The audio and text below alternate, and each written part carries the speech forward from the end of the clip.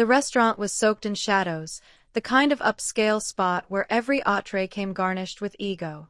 We sat around a polished mahogany table, me, her, my boss, and a handful of corporate sharks dressed in tailored suits, their grins polished like their $1,000 watches, which ticked louder than the conversations around us. Glasses clinked like wind chimes in a storm. Laughter bounced around the room, hollow and rehearsed, like everyone was playing a part. She looked stunning, as always. Crimson dress hugging her frame, lips just as sharp as her words. I wasn't really her partner there. I was her accessory. At least, that's how she made it seem. I used to believe she loved me because I made her laugh. I've since learned she kept me around because I made her feel superior. When my boss casually asked what I did for work, I barely got a breath in before she interjected with a smirk. Oh, he's in IT, sort of. Basically tech support. Fixes printers.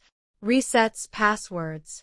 You know, the have you tried turning it off and back on again guy. Everyone laughed. Except me. My boss offered a polite nod, the kind that stings more than outright mockery. I smiled, holding my fork like a lifeline, chewing on silence. But something inside me gave way, not loudly, not dramatically, just a quiet, clean fracture. The next morning, while she was out chasing promotions or titles or whatever else she thought mattered, I left a handwritten note on the kitchen counter.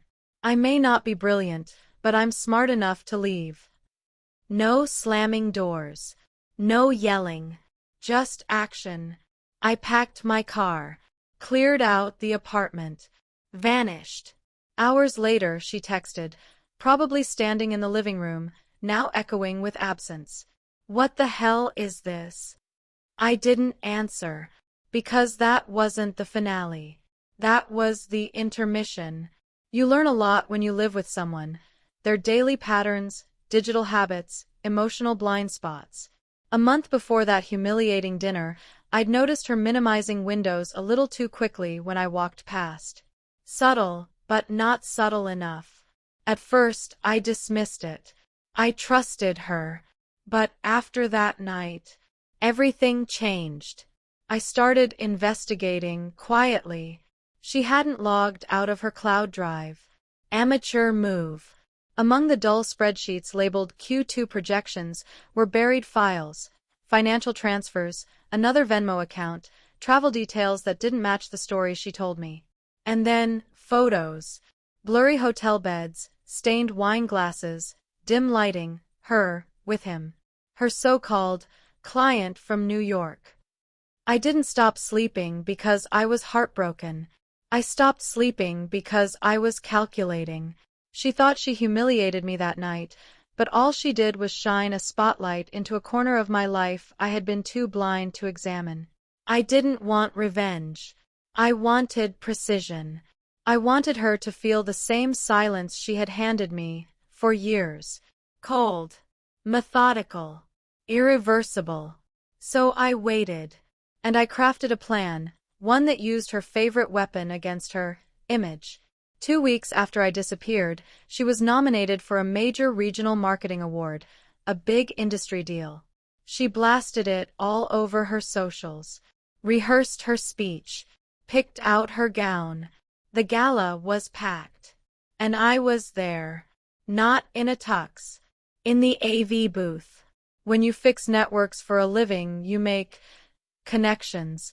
5 minutes before her name was called, just as the applause swelled and the spotlight found her on stage, I plugged a small USB into the projector's control system.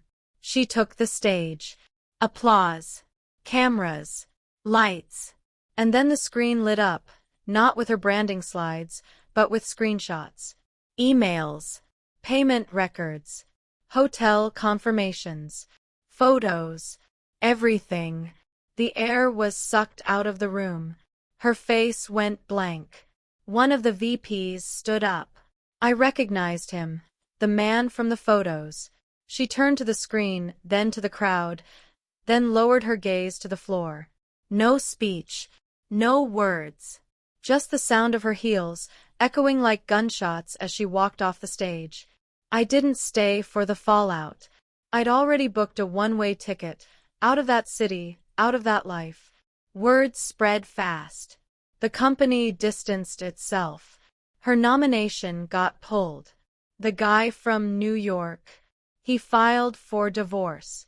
She deleted her socials, from what I heard. Maybe she started over. Maybe she didn't. Either way, I did. Now I live somewhere quieter. I still fix networks, but I also build things now. Apps. Tools. My own ideas. People think revenge has to be loud, fiery, explosive. But the best kind, it's quiet. It's disappearing without a sound, and letting the truth do the screaming. She used to say I wasn't ambitious, that I didn't think big. She was right. I wasn't thinking big. I was thinking long.